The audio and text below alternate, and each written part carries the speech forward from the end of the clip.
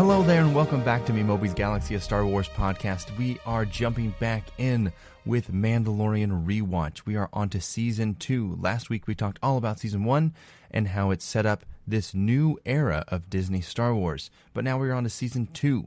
We talk about Baby Yoda gets a name, appearances of some Jedi. Obviously this episode is going to be full of spoilers. So if you haven't watched Mandalorian Season 2, go ahead and go watch that. And then come back and watch this episode because we're going to get into some heated debates about a few very random and very funny topics. So I hope you enjoyed this week's episode of Me Moby's Galaxy. This is where the fun begins. I'm joined today by my co-host, Ethan. How are we doing today, Ethan? Hey, doing good. Excited to be back. I'm excited to talk about Star Wars. My first thing, so Star Wars news, there's not much news in Star Wars, really. But I want to do a quick hot take. Star Wars notoriously has really great and really bad titles. Now, you know, epic titles like Star Wars, A New Hope, Star Wars, Revenge of the Sith, Star Wars, Rogue One. Now, they also have ones like Star Wars The Phantom Menace, which is a little confusing and kind of vague, and also Star Wars Attack of the Clones. Notoriously, Ewan McGregor, he was standing on the red carpet for something else. Someone walked up and said, "Hey, did you hear it's called Attack of the Clones?" And he starts laughing. He's like, "What? Why? What? It's called Attack of the Clones?" Before they filmed it. So, now, with that, I think the Mandalorian and Grogu title is weak. It's too. Here's the thing, because it's not like honestly that's honestly such a good hot take. It's not like Star Wars Luke defeats Vader or like Star Wars we discover Anakin. You know. Yeah. It should be like Star Wars, like Rise of the Mandalorian. You know, they've used Rise, but like something like that, I feel like would be better, right? Yeah, I mean, then again, it's just like saying Maul. You know, the new thing coming out. Well, I think Mandalorian would be better, anyways. Yeah, but the show's already called that, and shows are different. Yeah, I know. Honestly, that's a really good hot take. I agree. I think it's kind of lame because they have these big titles. I agree with what you said on the Phantom Menace. How it's kind of. It's kind of vague, doesn't really make sense till you kind of watch it and stuff. But The Mandalorian and Grogu, that's pretty blanket statement what it is, Like, I get what they're doing, right? They're trying to, let people know this is about that show, The Mandalorian, that people have heard, right? That's what they're trying to do. But I think they could do that in a funner way, right? I don't know. Like The Rise of the Mandalorians would work at that point. Yeah, sure, something like that. Or something about the kid, about Grogu growing up or something. I don't know. The way they put that in the title. Yeah. Well, something to let them know that it's about Mandalorian without just saying companionship or, Star Wars. Something. This is the Mandalorian movie. Is what it feels like. Yeah. No, that's a great hot take. I agree with you. Okay, that is my only news, which is not news, it's just a hot take. We're going to now transition to you. I normally do the trivia on this show, but it's now your time to trivia me about Mandalorian. Yeah, I'm excited. I got 5 questions for you and a bonus on the last one. I'm ready. We'll see how you do. This is all Mandalorian Season 2 related, okay? Good. All right. Question number 1. Who is the Marshal of Mos Pelgo? Who is the Marshal of Mos Pelgo? It's the Marshal's name. It's Rosanna. What's I don't know actress name. No. The Marshal, the guy. Mos Pelgo. My bad. Yes. Vanth. Cobb Vanth. Boom. Got it. Cobb Vanth. Nice job. Oh, by the way, when was the last time you watched Mandalorian Season 2? It's been a week. 2 weeks, a week and a half, I think. Okay, nice. So you did do a rewatch. I didn't know if you did a rewatch for this or not. Oh, yeah. This is a rewatch show. Oh, good. Okay, question number 2. You ready? I'm ready. What kind of large animal does the Marshal need help hunting down and killing? Crate dragon. Boom. Wow, this is so easy for you. It's crazy. Okay. Which actress plays Bo-Katan? Oh my gosh, I don't know her name. I don't know her name. Caitlin. Pretty close. It's a K. Yeah, it is. It's Katie, and it's spelled Katee. So I'm pretty sure it's Katie, or is it Katee? Okay. Like it looks like Katee, but I think it's Katie Sackhoff. Yeah, Sackhoff. Yes. Yep. Yeah. Hopefully we get to meet her in Texas. That'll be sweet. All right. Question number 4. What type of Imperial soldier captured Grogu, or in other words, the Dark child? Trooper. Yep, the Dark Trooper. All right. Oh, that's so easy for you. What nickname does the former sharpshooter make up on the spot for the Mandalorian when they are questioned by the Imperial officer?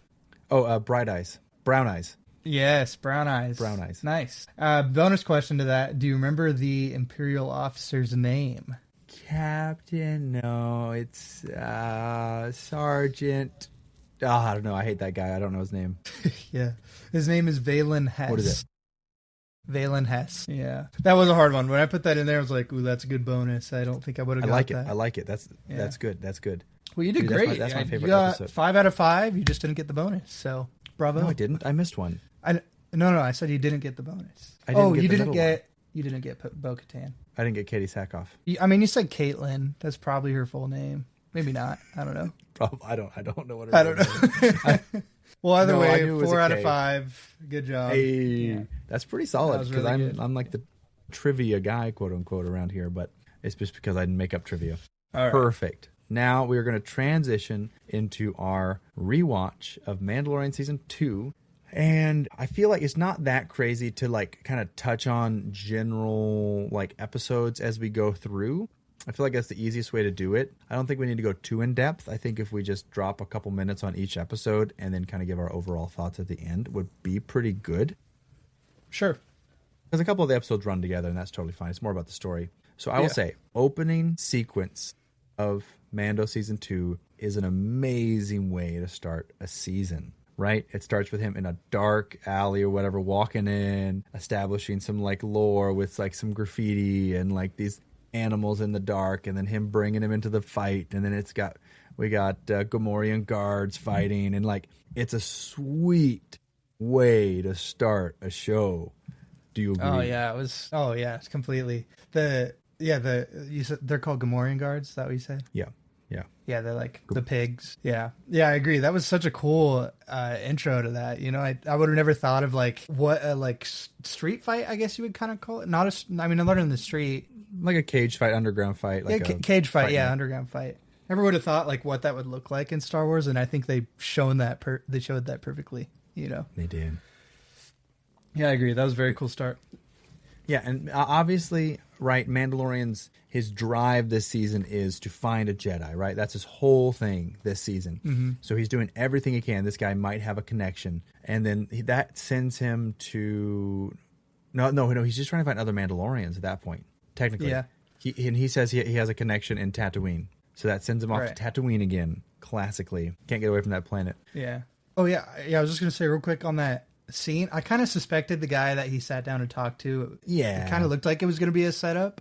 But what I didn't expect was for him to shoot one of the guys fighting. That was like, whoa. That was a crazy way to do that, you know? I like it. Yeah, well, yeah, but I mean, like, really imagine if you were in that audience, like, watching that fight go on, and then all of a sudden someone shoots the guy. Like, everyone's going to run, you know? That was really cool the way they did that. But yeah, and he sends him to Tatooine. That's the next best part. Yeah. Tatooine. We're stuck on that stinking planet. We can never get off it. So I like the idea. Now, this is not talking about Book of Boba Fett. This is talking about the Boba Fett we get in this season. I like the idea of him having to kind of piece together Boba Fett throughout the show. I like that he doesn't just like walk in and like, oh, there's just Boba Fett here. No, it's someone else, and like we get some backstory and like, you know, the whole bit. But very Western episode, right? This episode is so Western. Yeah, definitely. He goes down middle of nowhere town, rolls in. He's got the marshal. Yeah. And I think, I mean, like, obviously we see it. We recognize the armor, and it's like, wait a minute. Yeah. I mean, the first thing I remember when I first watched that episode and I saw on his helmet, it had the like little dent in it, and it was the same color as Boba Fett. I was like, what? Like, no, that can't be Boba Fett. You know, like there was something about him. He looked different. It's like something's off here, you know. But yeah, so Western. Literally, like, oh, you're talking about the marshal, and you know, he walks in, steps in the door, and they do a little standoff for a bit. And I love how they end the standoff, though. You know, he's just like, one second, hang on, let's check on this. I feel like I've seen that in a Western movie. I think so too. I was trying to think of that. I was like, where have I seen that before? That's gotta be stolen. I'll get right back to you about killing you in 1 second. Hang on. And then like they agree on something for a little bit. It's kind of like a gunslinger thing. You just kind of like get along until you got to kill each other. Yeah, definitely. Now, I will say, going into Mandalorian Season 2, I did know we were going to get Boba Fett, like, on my original watch through. I knew Boba Fett was going to happen. We got a tease of him with Fennec Shand when she was dead on Tatooine in Season 1, and we hear the spurs, and we kind of hear his theme. So, like, everyone kind of assumed he was going to happen. We weren't 100% sure, but we were pretty sure at that point. Then we get the Crate Dragon, which I took a lot of offense to on my first watch through. Why? Well, I am a Star Wars nerd. Okay. I knew a lot about the Crate Dragon previous to watching this show. I have the card. I've looked into the lore. I knew there was a big jewel in the center of it since I was like 6 years old. Like, I knew the Crate Dragon. Yeah. And the Crate Dragon is not normally a sandworm from Dune. Because it literally, like, talk about copying Dune. Like, we're still doing it, guys. Also, it wasn't much of a jewel on the inside of him either. It just looks like a little white pearl and an egg. It was big. You know? It was a big pearl. It was big, but it wasn't a jewel. It's worth a lot of... I mean, obviously, how rare that is pretty rare. You don't have many... You can't just mine that up. And the lore drop that he ate Sarlacc, that the Crate Dragon ate a Sarlacc. Uh-huh. Well, because remember, they're like, there's no such thing as an empty Sarlacc pit. And then he's like, what if it eats one? Yeah, that is also, and I knew about that. That was a thing they did before too. In my one of my books, it shows that that's what they do. So I will say where I kind of agree with you on the Crate Dragon scene is it felt very similar to the Mudhorn scene. The only difference was instead of Jawas, it was now the Tuskens. You know, Tuskens and the people from the Tatooine. And literally at the end of the fight, what do? They celebrate. It's not the Mudhorn egg, but it's this jewel inside of the I know it's the same. I was like, oh, it's the same thing that just happened again in Season 2 with a different animal. You know. Yep. Overall, I like the fight scene. It's classic, you know, cowboys, Indians. Cowboys can't get along with the Indians, and you have one of these guys that exactly. It's very cliche, but it works. It hasn't been shown in Star Wars, but it makes sense. So something I did want to ask you, because you know the lore better than I do in this stuff. Maybe. Where, or maybe you don't know. We'll see. But where did Din Djarin learn how to speak Tusken? Like, is that just something Mandalorians know? No, I don't. No. It's just him. I mean, obviously, in Season 1, that sets up that he has just done a lot of traveling. He has done a lot of research, and he's a really good bounty hunter. To be a good bounty hunter, you have to do this kind of deal. True. Yeah. I think. And he's the best of the best. That's kind of how it is. Okay. Apparently, he's the best of the best. I like that response. That's kind of what where my headcanon is. Well, I'm just going to agree with that. I think it was cool how they ended it. Obviously, it's maybe a little ridiculous that he survived so much, but I think it's all right. Yeah, I know that was such a superhero ending moment. You know, to go inside it and come out of it. And the only way he came out too is it opened his mouth and then he flew out. You know, it's not like he broke his way out of it or anything. So I couldn't get over the fact of how much the Marshal reminded me of Rango. I think that's a lot of the parallels I was seeing to a Western.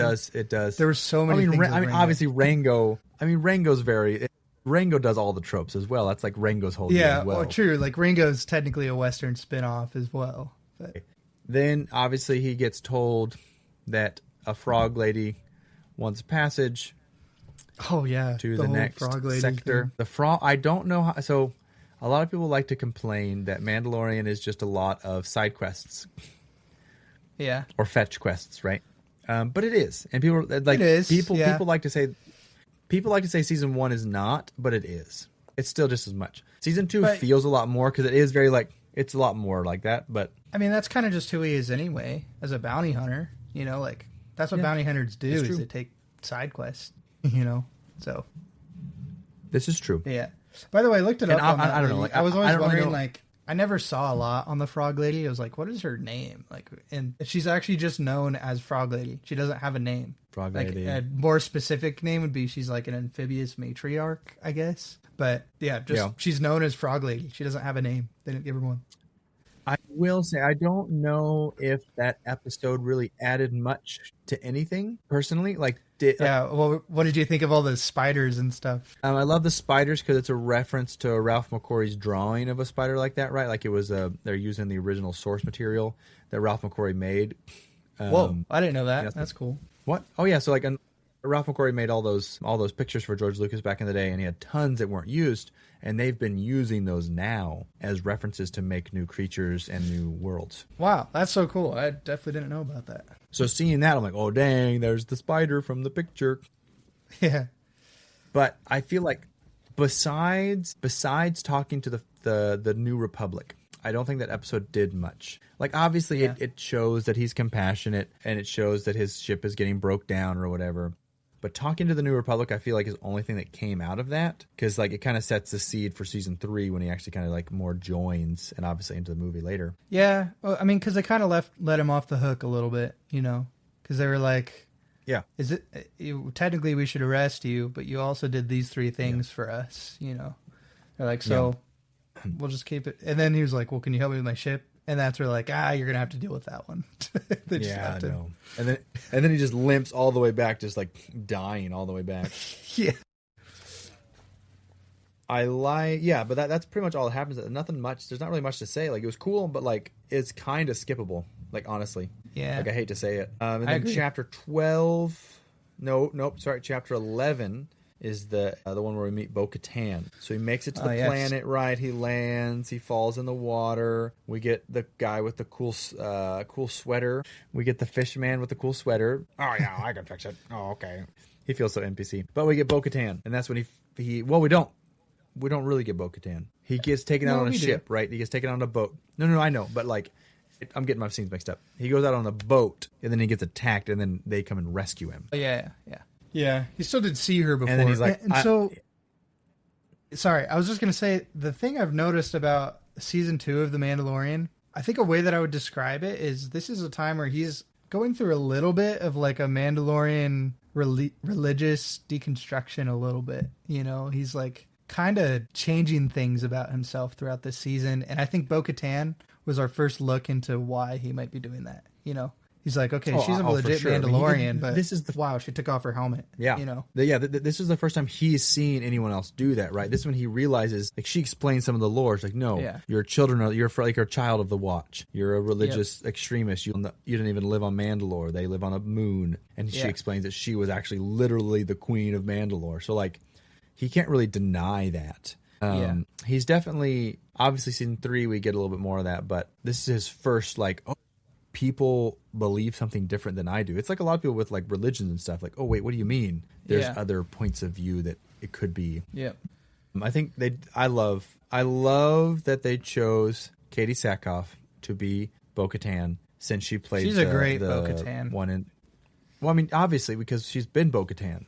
She is Bo-Katan, right? Like she always has been Bo-Katan. No one else has been Bo-Katan. Like that's. I cool. also like her like, two partners. Cool They're cool. Casca, I think, is really cool.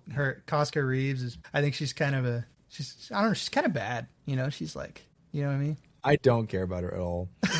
I like honestly, every other Mandalorian I have no feelings for. I have no emotional attachment to anyone. Oh my gosh, else. They're so cool. I feel like just every fight scene, the way they fight, it's so cool to watch them. The way that they do it. Kinda. I get it. She does some actual like MMA moves and stuff, so I think that's fun, but that's later. But I think it's cool. I think it's cool to see. I love like the reason I love the prequels over the original trilogy is just a lore jump for me is because we get more of the universe. We get to see more planets. We get to see more of the universe, and we get that in Mandalorian. We get to see a lot more planets. So I love getting to go to these new planets and see this stuff. But obviously he does like a side mission. Oh yeah. He does like the whole take over the ship with Bo-Katan and them. Oh yeah. That's very Clone Wars. That feels so Clone Wars seated to me. Yeah, it did. It was pretty cool. But it's sweet. Obviously we get some more lore. We get the dark saber reference. We get all that kind of stuff. Like we understand what her motivation. Yeah. At that point. I know I'm kind of jumping ahead when I say this, but it makes me feel so bad for her later on in the season. Like she's obsessing over this dark saber, you know. I know, and anyway, we'll get to that. We'll get to that. I have a note on that situation, but we learn that he doesn't care. He's like, I don't care about your fight. I'm doing this. I got to find a Jedi. And then she's like, she tells him where a Jedi is, and that works. She says Ahsoka Tano and a big lore drop. We're like, oh no way, Ahsoka's gonna be here. Yeah. I don't remember if we knew Ahsoka was going to be in it originally, but I'm pretty sure. I don't remember either. I was trying to think of that. I think so. I think she dropped a picture on Instagram. Oh. that she was going to Really? be Ahsoka. And then we get the episode chapter 12, The Siege. The Siege. Mando reunites with Grief Karga and Cara Dune and destroy a secret Imperial lab on Navarro. Kind of, honestly, again, I hate to say it, kind of a nothing episode, personally. I agree. I think I'd Like, agree. it is cool. I'd agree more with this one than the other one. There's some stuff I really liked in the one with the spiders and the frog lady, but this one, I think I can be okay with not watching it again, like kind of skipping it. Feels very filler. We do. It is filler, but they put important stuff in there, right? Like we find out that there's clones. We find out that there's clones of Moff Gideon, and that's kind of big. But like, it doesn't need to be that big. Like, it's cool. Very Clone Wars, very heisty. Got to take some stuff from people. I don't know. Like, it's cool to see the Empire. We get some great references. We get the classic scene where he goes over to turn off the generator or whatever, and he goes, no guardrails. And that's a classic line that people talk about from the original trilogies. On the Death Star, there's no guardrails on anything. And people used to always make fun of that back in the day. Because, like, you know, he's scooting around. Yeah. And there's no guardrails. So, like, it's kind of a reference to that. People like to say the no guardrails thing. Huh. So there's fun references. Yeah. Easter eggs. Everything's an Easter egg these days. But again, I think, was it that important? Not really. Because he just goes there to get some work done. And that's just like, he has to wait before he can go see Ahsoka. It's literally a waiting challenge. Mm-hmm. Yep. Then we get chapter 13, Jedi. Obviously, we know we're meeting Ahsoka at that point. We get some sweet... This one changed... Obviously, like, the whole thing with Mandalorian is they change directors every single episode. Yeah. So we get a lot of different styles. This one, very samurai. Very... Oh, totally. The Seven Samurai. And it's cool. The dust and the scene and the architecture. Yeah, I loved it. And I will say, too, like, what I liked about it is... Because, we know, even just by the title of it, that we're going to see Ahsoka. Ahsoka Tano. But it wasn't just fully focused on that. I felt like there was a lot to still enjoy about the episode. Just like how you're talking about with how samurai feeling that it was, So, like, Ahsoka wasn't the main, like, boom, here's Ahsoka, let's have the whole filler be about him meeting her. Like, it almost felt like more of a side thing to what's really going on in this samurai episode, in my opinion. So I was really impressed. A little bit, I liked it. Yeah. Yeah, I think obviously, seeing Ahsoka again, it makes me rethink of the Clone Wars a lot, and like them trying to break into like a cast. I don't know. I love it. I'm a big Clone Wars fan. I don't know if you know, but yeah, I know. And then we get Ahsoka, and then I love the town. I love the people. I like when he gets there. I don't know. It's cool that he gets hired to go get a Jedi, and he's like, haha, joke's on you. I really want to meet a Jedi, so this is perfect. Yeah. Like, you did exactly what I wanted. And they're thinking, right? They're thinking, Mandalorian, there's no way he'll work with a Jedi. They hate Jedi now, kind of deal. What'd you think of the Magistrate? Obviously very samurai feeling, but, the one that had the Beskar spear and stuff. Yeah, what's her name? I know it. Morgan Elsbeth or something like that. Morgan Elsbeth. Elsbeth, yes. Yeah. The Magistrate. Yes. I think she's fine. I didn't realize we were going to get so much more of her, but I like her. I like her just fine. I don't have any problems with her. Very samurai, very her taking over. Apparently this happened a lot in the Empire, taking over little towns. It's very samurai, very Japan, very that era of time back in the day where little people would take over whole cities and rule them ruthlessly. Mm-hmm. But the main part of the episode is not even that. It's about Ahsoka telling us Baby Yoda's name. Oh, yeah, true. That's where we hear his name for the first time. Initially, a lot of people were kind of freaked out by the name Grogu. Like, they were like, what? Like, really? Like, they didn't like it? Oh, yeah, people hated it. Honestly, I could see that. At first. That great of a name. It's off-putting, but, like, what name are you going to get? It's a very Star Wars-y name, though. Yeah, it's Star Wars. It's very Star Wars. Yeah. It's so... Yeah, exactly. It's so Star Wars. Grogu, Yoda, Yaddle. Like, come on. Did they just want it to start with a Y or something? I don't, but probably. Yeah. It is interesting because watching back on this, I thought we got a lot more flashbacks in this season, but it's not even this season. We don't get flashbacks in this season. Yeah. I thought all the flashbacks happen. It's all Book of Boba Fett, I realize now. All the flashbacks happen in Book of Boba Fett. Yeah. And I didn't realize that until rewatching this. But we get Grogu, we get his bond that is growing between him and Mandalorian throughout the shows, right? Like, I love the bond they're building and him like letting him do more stuff. I don't know. It really, for a character you can't see his face, we said this before, and a character who can't talk, they have a pretty strong bond, and you can really tangibly see that while watching this show. Oh, yeah. Yeah. Well, I mean, that's the big reason that Ahsoka was like, I can't train him. Like, I'm sorry, I just can't do it. You know, he's like, he has this attachment to you and he needs to go to someone else, you know, which was the perfect lead will say to what we see later on. That is a perfect lead. I did have an initial problem watching Ahsoka when I first watched the episode. Back in November 2020, when I first watched it, I could not stand that she had short head tails. It made me very upset. Wait, she does, like, they're way short. They're short. They're super short. Whoa. They're real short. They're like here, right? So when I first watched them, I'm like, whoa, because we've seen Rebels, right? We know that in Rebels, her head tails are super long at that point. Yeah, definitely. And like, I get, obviously, choreography, live action, you got to make them shorter. And you can tell they walked this back, because in the Ahsoka show, they bring him down like another 5 inches to compensate for that, to like show people like, oh no, it's just, you know. So like, talk about continuity errors. That's a crazy one. Oh, geez. Yeah, for sure.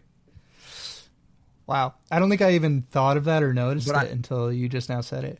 But that's totally true. She just looks different. I probably was... She does. I was probably watching Rebels right around the same time I was watching this. So it was very like in my brain at the time. But yeah, then we get rid of Ahsoka. I liked Ahsoka overall. I think obviously it's hard to not have our regular Ahsoka voicing it. From the Clone Wars, right? Like it was a little off-putting at very first. I don't know. I guess I realized we would just get used to it, probably. Yeah, I think she's a great look, though. Rosario Dawson, right? I think that's who's playing her. I think she had a good look for Ahsoka. Yeah, I liked her. She does. Yeah, I think she fits it well. And then Ahsoka, we're done with Ahsoka. She's gone, out of here. Don't care about her. She does her cool things. She spins. We get some pretty fast lightsaber stuff. But it's like kind of cool. Like we're kind of getting some faster paced compared to like the sequels at the time. But then we're out. She gives him another. Does she give? Yeah, she gives him another side quest to go to Tython, right, or whatever it is, to sit Grogu on top of the Seeing Stone, and they head off. Chapter 14, the tragedy, which it is tragic, to be fair. They go to the planet. They sit him down. Okay, I guess nothing's really happening. Yada yada yada. Shoot, that's the Slave One. And audience members were like, shoot. Do you remember watching that initially, what your initial thoughts were back in the day? Yeah, I was like, well, I don't know. It was I didn't have that crazy of a reaction because we already saw a glimpse of Boba Fett before that. Yeah, we saw his back and we saw his thing, so we knew he was probably going to show up. Yeah, although we didn't know what side he's going to be on, right? But yeah, I thought it was cool. I was like, hey, I know that ship. I have that Lego set. Is what I was thinking. You know? Oh yeah, yeah. But then he goes down, talks to him. The Slave One, then Fire Spray, we call it now. Yeah. We go and meet him. We get a little conversation. And then we find out that he's going to like we can figure out how Fennec Shand survived. It works. Now, this is my least favorite episode. Really? I hate how this was filmed. I can't stand it. Oh, it's the worst. So, and I'll explain more. So, right, more. Yeah. I will. This is all filmed in the hills of California. So the stormtroopers land, right? It's time to fight. Yada, yada, yada. The way they film all the fighting is so low. It's filmed looking up almost the entire time. Even when we're like, obviously Fennec Shand's up on the hill. That's fine. But a lot of it's filmed to me like a fan film would do it for Star Wars. I've seen so many fan films, right? They don't want to show the background. They shoot low. It's very oversaturated. There's a lot of more like lens flares. The action, how it's done with Boba Fett when he's like before he has his armor, it feels like a fan film to me, and it really bugs me every time I watch it. Yeah, I agree. The way they're filming it, it does look like there's some cool things going on, but you can tell in the way they're filming it, it's like they're trying to hide something, you know. And that probably is just mainly the location from where they filmed it. But yeah, I agree. And like it's kind of a weird. It's a weird angle because that's not a Star Wars filming angle. You know, fights are always big, and from the outside, you like see the whole scenery. If you think of any amazing lightsaber fight that you like to watch, it's because you're seeing them from far away, running around throughout the whole scenery and everything, fighting each other. So it felt kind of hard to get a sense of the land. I don't know, because like because people can make stormtroopers so well, and like the costumes didn't seem like it was like when it was just Boba Fett and like Fennec, it didn't feel like it would have been that hard to make. Like I understand it was a different director and like get what they were going for, but like me have been seen so many fan films at this point in my life, it feels a lot more like a fan film and doesn't feel like it's on par with the rest of the season. Yeah. Also, obviously, when Fennec was like, "I'm still alive. He's the reason that I'm alive." Like he helped me, and then showed her belly, you know, and it was like prepared. It was like all repaired or whatever. It was like there's like droid pieces in there or something. I don't know, just mechanical stuff. But I've just like. I don't know how that would work. Like, how does that work to repair a body that way? Have you get what I'm asking? Watched Book of Boba Fett? Yes. Oh. They explain all of this. True, they do explain it in Book of Boba. They explain it pretty well. That's next episode, guys. Yes, true. Yeah, our next episode. We're going to watch that next. Yeah, wow. I completely forgot about that. But we get the fight scene. We get the tragedy where we get the first time we see Dark Troopers, right? Dark Troopers were a big thing in lore and in Star Wars games. So we never knew if we were ever going to get Dark Troopers. Yeah. But we get them. We know they fly. They fly down. It's pretty sick. They steal him. Pretty good show. Yeah. I enjoy it quite well. And obviously it's like, oh shoot, like this is what's happening now. Like Mandalorian doesn't have Grogu. We gotta get going. And we only have 2 episodes left. Obviously we know we're gonna get him back at that point. But were you worried about Grogu at all watching through this originally? Do you know? No, I was not worried about Grogu. He's just the main character. There's no way anything's gonna happen, you know. Hey, his name's not in the title. You don't know. Well, it is in the movie. Now it is. Yeah. I mean, I think. Oh, wait. Then the big. Honestly, here's the question. Here we go. Here's the clip. Okay. Here's Chapter the clip. 14, Mandalorian. It's called The Tragedy. Is it called The Tragedy because A, Grogu gets taken by the Dark Troopers and Moff Gideon, or B, is it called The Tragedy because the Razor Crest gets nuked and now Mandalorian doesn't have the Razor Crest? That's so funny. It's definitely because of Grogu, but I could totally just see some people being like, "No, the Razor Crest." It's definitely Grogu. It was pretty dramatic. I don't know. I'll let the comments But even when decide. he was walking over, like he was sad about his ship, but he really was looking for the ball that Grogu plays with.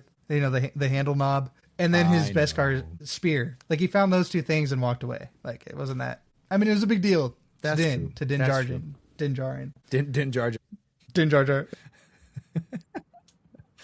That is not the tragedy, though. There's no way. All right. I digress. Also, I like his next ship way better. I like it way better than the Razor Crest. Oh, yeah. His next one. Well, they're getting rid of that. They're retconning that anyways. Not retcon. That's a wrong term. Okay. Now, that ends. We get Boba Fett off screen between chapter 14 and 15, paints his armor. He's bored in hyperspace and decides to finally paint his armor, which I think is sick. So, Chapter 15, the Believer. This is my favorite episode of Mandalorian. Whoa. Of all of the Mandalorian. All of Mandalorian. This is my favorite one. Okay, wow. That's crazy. I know. So let's go into it. So they meet with What's-Her-Face, and they say, hey, we got to get Mayfield.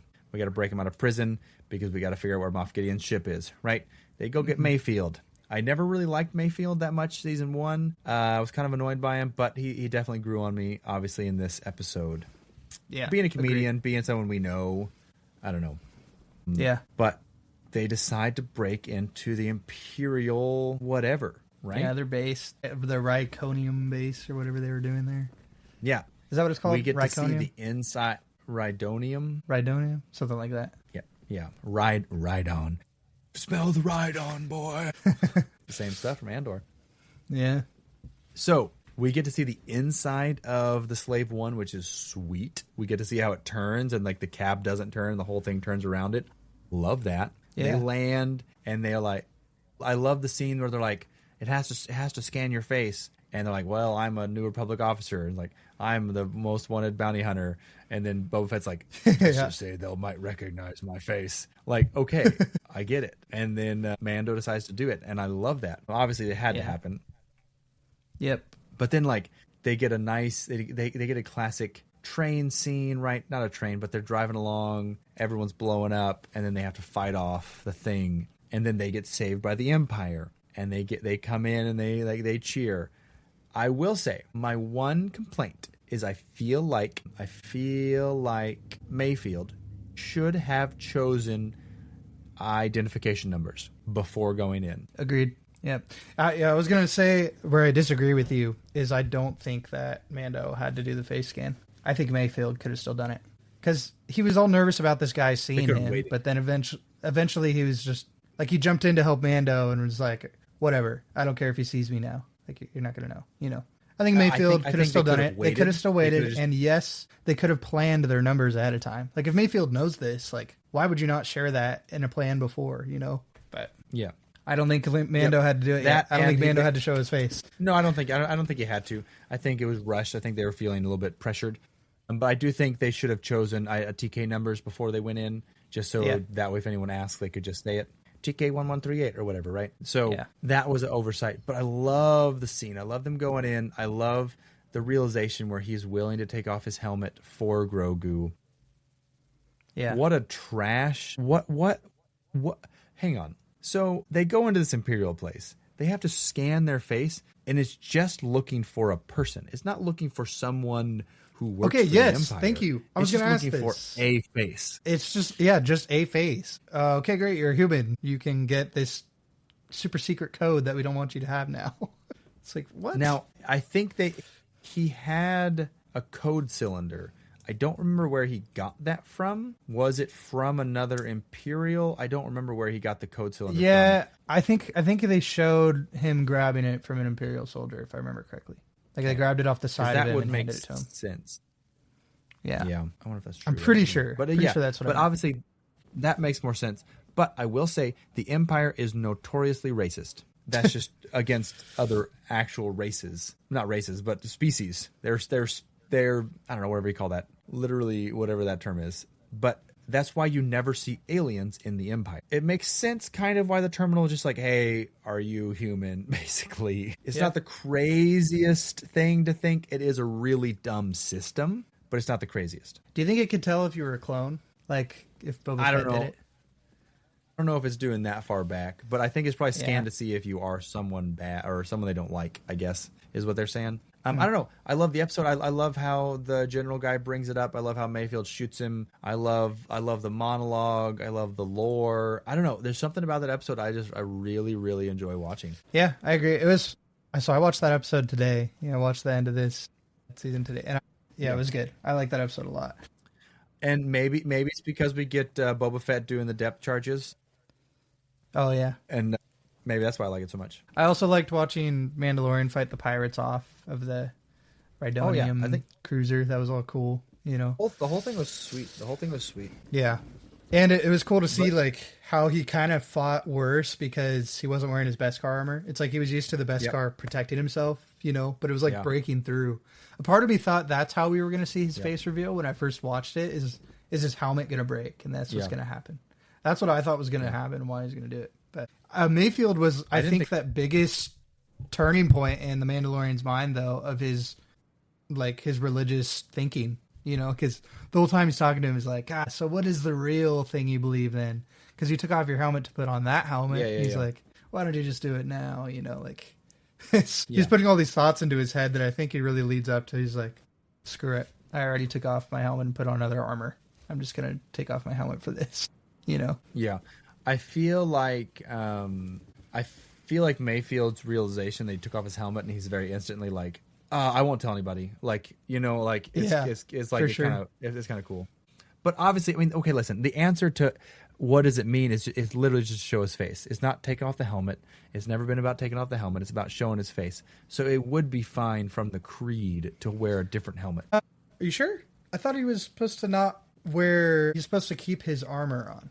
Like, that's sacred to him, right? No, because in season 1 it says hey, when did you take your helmet off last? He's like, yesterday. He takes it off all the time when he's alone. It's only about the whole question is, has anyone else seen your face? Yeah, has any other living creature seen your face? I agree with you there, but wearing someone else's armor, I think, is a no, right? Are they saying that? You're not supposed to have someone else's. I don't think they've ever said that. I don't think they've said you can't wear someone else's armor. I don't think it's been said, but I feel like it's very insinuated. In the same way that, the Marshal wasn't supposed to be wearing that armor, and Boba Fett, he's sacred to his armor, Bo-Katan has talked about the Well, it's lore of because their armor. he never took his creed. They never took the creed.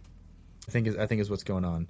Because I think the main thing is having another human see his face. That's like the whole thing. Another living being see his face. That's like the whole plot hole in season 1 where he's like, I'm not a living being. I am a droid. Yeah, you're probably right. Yeah, I think so. It felt that way to me. I felt like that's how they were insinuating it. It's like it's a big deal that he also put on other armor, especially when Mayfield was asking it that way. But I think Mayfield was more just like, and Mayfield was just trying to like. True, I agree. Exactly. He was just trying to mess with him, honestly. Well, I agree with you. I think it was a really good episode. Now, I don't think it was my favorite episode, though. What's your favorite episode of season 2? It might be that for season 2. But out of all the Mandalorian, I don't think it's my favorite episode. I honestly really like Mandalorian episode 1. I'm not saying that. I'm saying season 2. I'm talking about season 2 here. That's when I was like, of all of the Mandalorian, and you were like, yes, of all the Mandalorian. No. Sorry. Season 2. Gotcha. Okay. Now, the final episode. Chapter 16. Released on December 18th, 2020. Mando, Boba Fett, go and find Bo-Katan and what's-her-face. And they have... Listen, here's my thing with Mandalorians. They're so dumb. They are so dumb. Why? What do you mean? Because, listen, they have this common enemy, and then they just start fighting each other physically in the bar for no reason. Okay, like, but Bo-Katan they get upset at each other for that. Mad though. about him. Bo-Katan was why like, try guys, to kill stop. each other or fight? No, but she started it. She started.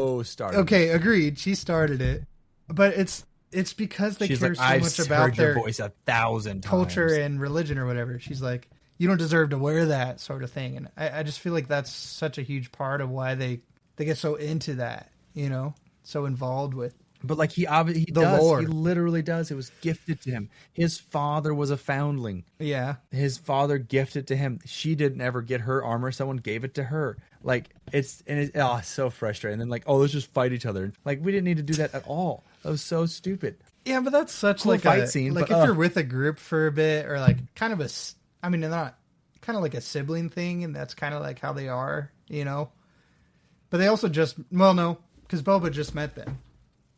Have they met before? Yeah. No. Bo-Katan and Boba Fett? No. Yeah. She's heard his voice millions of times. Yeah.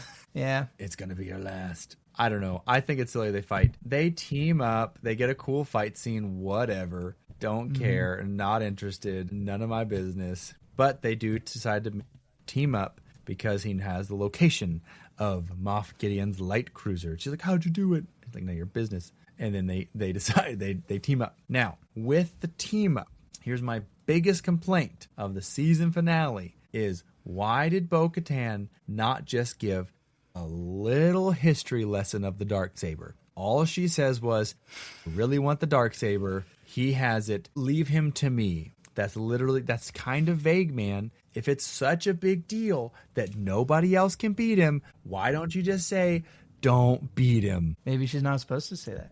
Maybe it's like... What are you talking about? Maybe that's part of it. Like, you're not supposed to warn someone of it or something. I don't know. I think... Or maybe she just kind of knew. Maybe she kind of knew that Din Djarin should have it. Whoa. No, because he doesn't. She gets it back to him the next season. But he gets it back to her. Yeah, but there's a part of Mando that's a really good leader to the group, And I think maybe she takes a notice to that. Not a chance. Not a chance. She was so upset. I know. I told you before this that I was like, as soon as I heard that, I felt so bad for Bo-Katan later on. She was obsessing over that Darksaber. That's all she wanted. And it's funny. I love how calculated Moff Gideon was with this whole thing.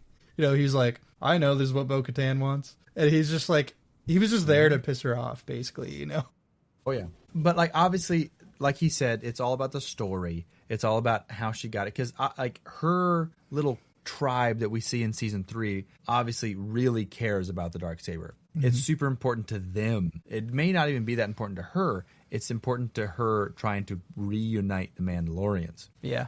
Even though in the Rebels, but they give it to, they literally give it away, and no one wins it from anybody in the other shows. So, yeah, I'm pretty sure, because at one point, stinking, what's her name? The Mandalorian girl from Ahsoka, the bird girl. What's her name? Sabine Wren. She has it. She wields it in Rebels. And then she just gives it to Bo-Katan at the end of it, I think. And then Bo-Katan's like, I got it. And everyone's like, woo, yeah. Wow. That's literally what happens.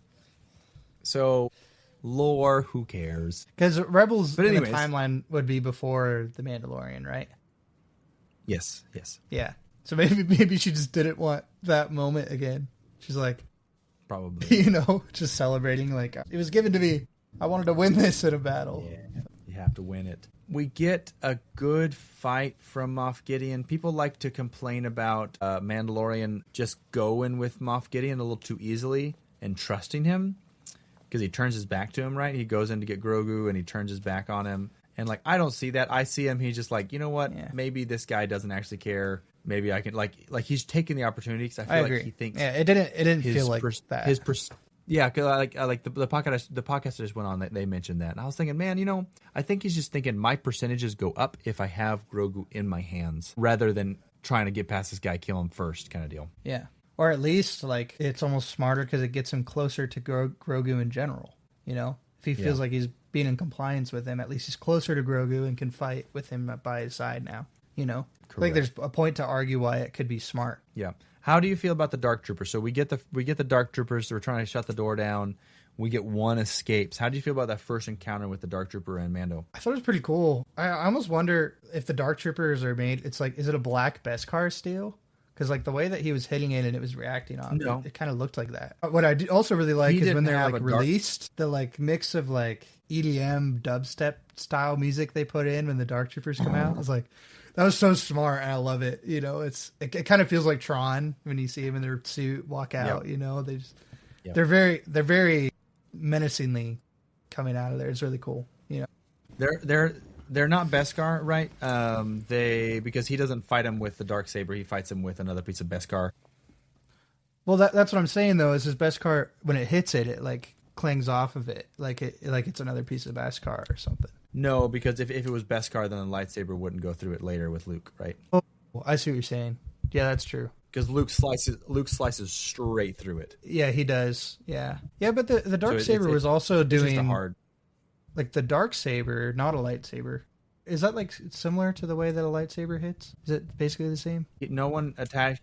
What are you talking about? But no one used the dark saber on a dark trooper. No. But Moff Gideon used the dark saber on Mando's Beskar spear. Yeah, and it bounced off because it's Yeah, but it was also like heating up and looking like it was just heating up, not breaking it. But I don't know. Yeah. No, it was just getting hot. But I don't think the dark troopers would have been. They couldn't. Yeah, that's a good point though. Yeah, for sure. But the lightsaber goes right there. I think it made sense that there was Sorry, go ahead. No. What didn't make sense? The same room that all the dark troopers were in, that also was a hatch to just open it up and have them fly out of there. Why? At first, I was upset at that, but then the more I was watching it, I was like, that actually might also be very calculated by Moff Gideon to just think that it can get rid of them that way. Because they can, it doesn't matter. They can fly in space, so they don't get damaged. I mean, think about why would they have the dark troopers in a bay that opens to space or outside the ship? Well, that's what I was saying. I was confused about that. I don't know why they would. Well, because if you had a troop that you wanted to deploy, would you want it to have to walk through an entire corridor to an exit, or have the exit right where they power up? Yeah, that's a good point. Like earlier in the episode, in chapter 14, the tragedy, they power up and they jump out and they go get Grogu instantly. It's kind of like a ship at that point. You want your ships really close to the exit. You don't want your ship super far in and have to go through a corridor and have to get out, kind of deal. If that makes sense. Okay. Yeah, that does make sense. Yeah. It was super smart to show one of them fight Mando and him struggle so much, just to show how overpowered they are, to actually show some weight and tension to the final scene where there's like 30 of them now. You guys are so screwed. Like, how are you going to get out of this? So I think it's good to establish, like, he really did struggle. Agreed. He did. And it was cool too, like the fire spray, we'll call it, that did nothing. It was just like walked in fire, basically. Yeah. Yep. I think it was cool, right? So, like, Dark Troopers have been in the lore for a long time of Star Wars, and they've always been a trooper, right? They've always been a person inside of that. So they did reference that earlier on. They're like, what kind of people are in it? He's like, oh no, that was the final straw. I love how the science guy was just so willing just to tell him whatever they wanted. He's like, no, Dr. this is where they power up. Yeah, he's like, you know what? I don't care. I'm a doctor, like not a military guy. Yeah, you're saying you liked that though, right? Oh, I think it's great. I think it works. Yeah, great. me too. I think it's I awesome. think it worked good. Yeah, it really fits his character well. Yeah, we get some sweet action, but yeah, what's the blood sample so important for? Is it just for cloning? Because he's working on his clone project, like the blood sample on Grogu. Yes, it's for force sensitivity. Oh, really? Right. They mention in the episode we said that was useless, the siege, where they go and attack that one where they find out Moff Gideon has clones. Mm-hmm. Right. They find the video of Captain Dr. Pershing, and he says, we haven't found another donor with this high M count before, and that didn't reject it.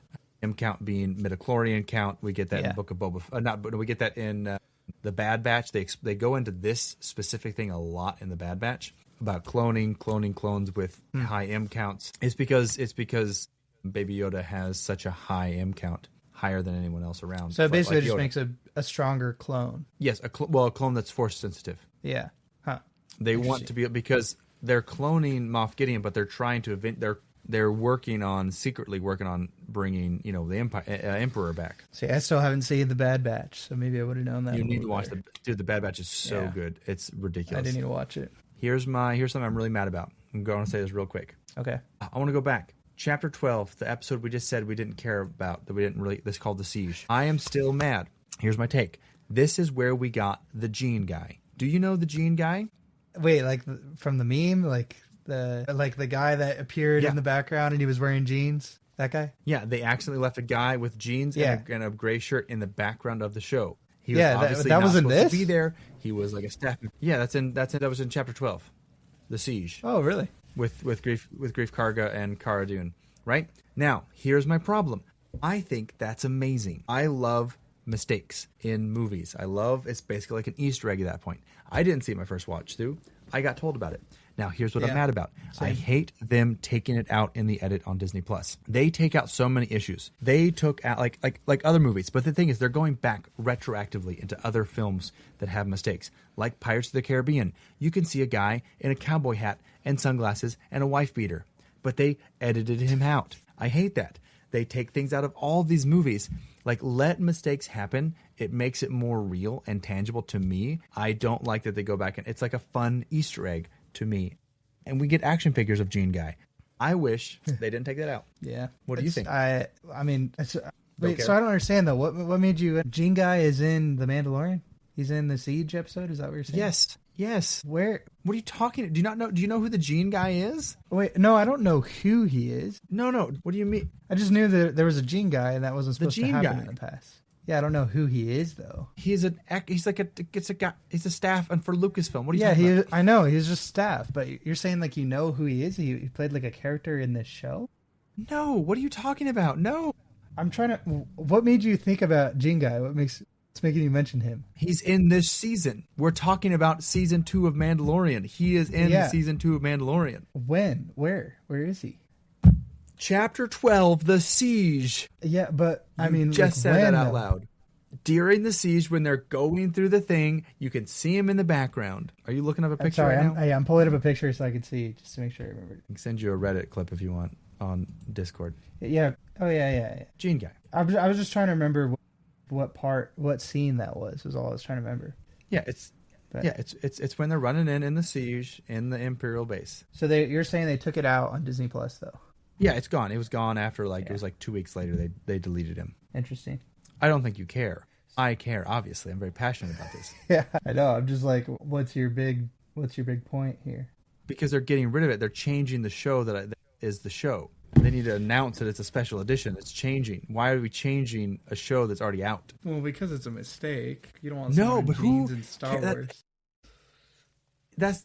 That doesn't matter. That doesn't matter. If there's a mistake in the movie, you have to leave it because you made the movie. You can't go back and just kidding. I guess, yeah. I just feel like this is one where I'd definitely understand them taking this out. But it's the same with Pirates of the Caribbean, this isn't right? No, because here's the difference that I'm thinking. In the past, we talked about the change that happened with Yub Nub in the newer version. Remember we talked about that with and how that's different in the newer version. This is completely different than that. In my That's a opinion. special edition, though. Yeah. Oh, true. They did announce that's a special edition. But do you really think they would announce or say that this is a special edition version because they took out a Gene guy? No, because they should leave it. They didn't announce it. Disney Plus didn't announce that they're taking the Pirates of the Caribbean cowboy hat guy out. No one needed to take that out. It's literally like a frame. You don't need to remove that from the movie. That's just, why go back and change something that's already happened? Yeah. I mean, I don't know. I agree in the sense that I it's funny digress. because there is an action figure you can get of Gene Guy, and Well, people it's not loved official, it. but Yeah, obviously, if Disney Plus is removing it, I'm sure Disney didn't make an actual action figure of Gene Guy. But so in a fan sense, yes, I can see why you'd enjoy it. For the movie production wise, for Disney, I can totally see why they would get rid of Gene. But again, most people don't see it. You didn't see it this time. Like, no one sees this thing. It doesn't ruin the immersion. It's not like a big mistake. But like, this is so minute that I don't feel like it's that important. But again, it's so minute. Why do I care? Yeah. Why do you? Because I do. It's the moral of it. Anyways, we need to get into the finale, right? They bring Moff Gideon onto the deck. He drops a whole bunch of lore, classic villain style. He just talks on and on about his plans and his life and his future. And then, you know, the Dark Troopers attack, and we get an X-Wing. Did you know it was going to be Luke at that point when you saw the X-Wing the first time? I actually did not. For the first time when I saw it, especially when we felt the intensity of like the Dark Troopers coming in and stuff, and like they're gonna totally die, like Moff Gideon was saying. Yeah. My first thought was Mando's gonna figure out a way to say, guys, Moff Gideon's right. We need to abort somehow. And I don't know if it was like a ship. I don't know, a ship was gonna come and help them somehow or something. Or I thought maybe it was just gonna be those two X-Wing guys that we saw in the past. You know? Yeah. But I did not think that it was gonna be Luke the first time I watched it. Yeah, I definitely. Obviously, they said a lone X-Wing. I was like, oh shoot, another freaking New Republic guy. Who cares? But what I will say is, one of my biggest complaints with the final episode in this show would be, I think they should have done some music change. I think if after they kind of showed that it was a lightsaber wielding person, if they would have just tossed a little bit of the Force theme. Bum, bum, bum, bum. No, not even that one. Just like the Force theme, a little bit, a hint to it, but it didn't. It kept with Mandalorian, which kind of like watching it now and have seen those edits in the past, it kind of makes me not like what the final product we got. Just give it. You own all those songs. Just give us some Force theme, is what I thought. Yeah, agreed. Or just something for us to know, like one of the songs from Luke Skywalker in one of his movies. You know, just something for us to kind of hint that it's him. Or you could just do any type of Jedi song. It doesn't have to necessarily be Luke. True. Just anything that's like not Mandalorian, just Star Wars related. Like, I get it's still a green lightsaber. Technically, we don't know. But it was so obvious. Once he lit his lightsaber, it's not going to be anybody else. I will say, huge props to Disney here. Keeping this under wraps, crazy. This not leaking at all, crazy. Yeah, definitely. Yeah, I agree though. Even with Grogu, I feel like the moment with him where he knows who's coming in, like if they just played a Jedi sounding music, it would have worked better with the moment for both Grogu and for Luke.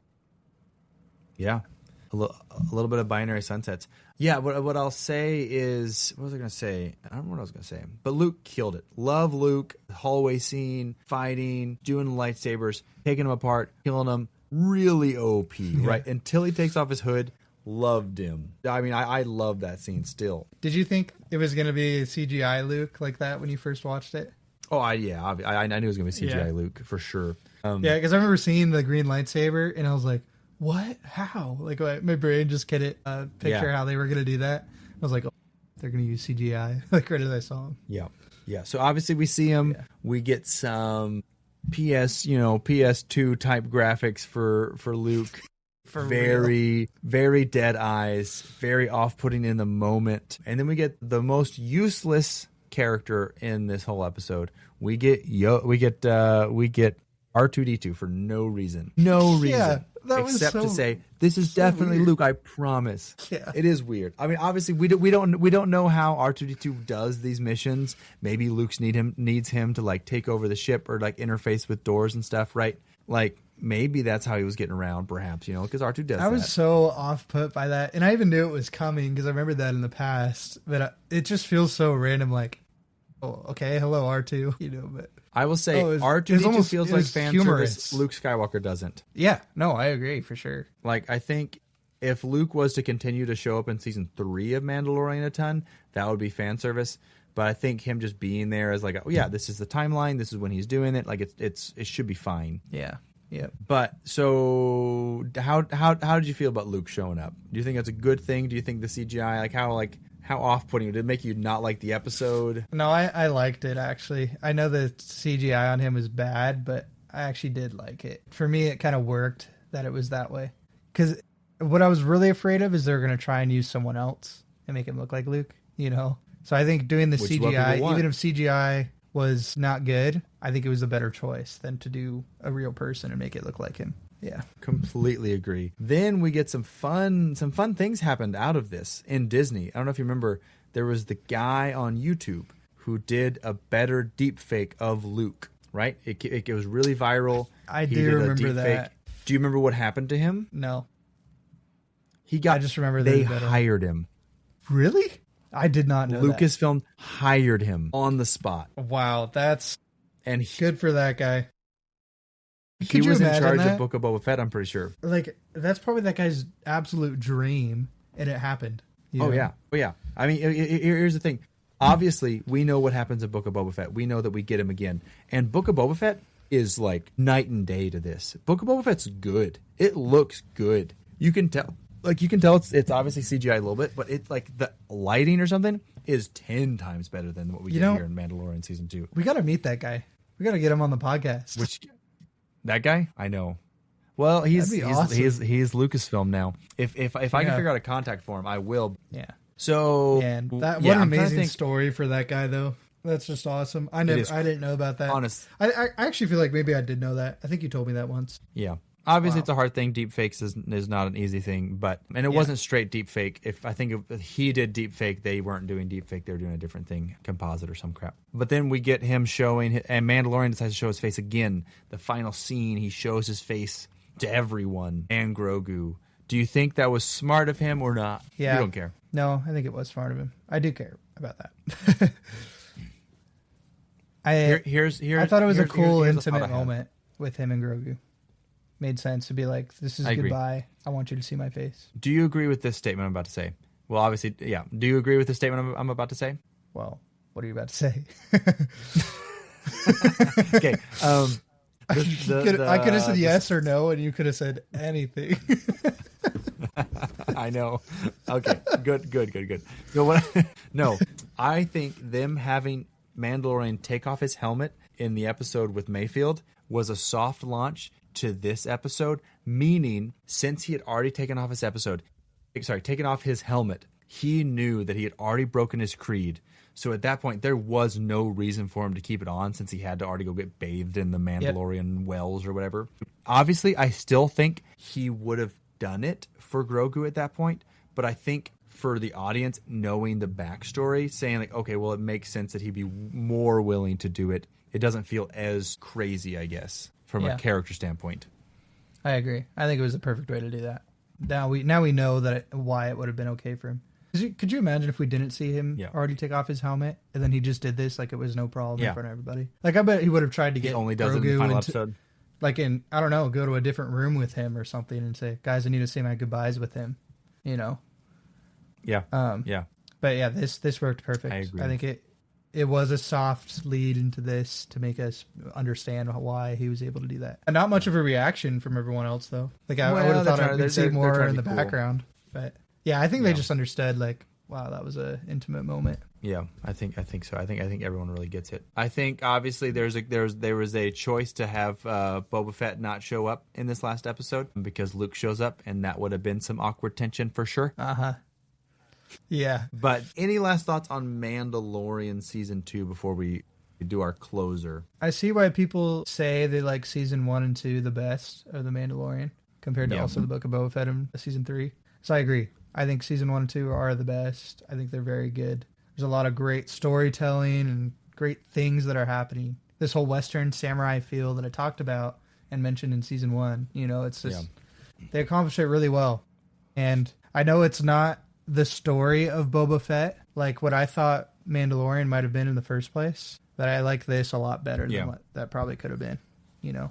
Anyways, though, Book of Boba Fett is our next episode. So excited to watch that again. This is true because the very first post-credit scene we've ever gotten in Star Wars history is in this episode of Mandalorian, where we get the trailer for the Book of Boba Fett. Yeah. He walks in, kills Bib Fortuna, strikes a literal pose. I thought it was pretty cheesy. Didn't really like it. I think that set up my expectations for the show overall. We'll get into that next episode.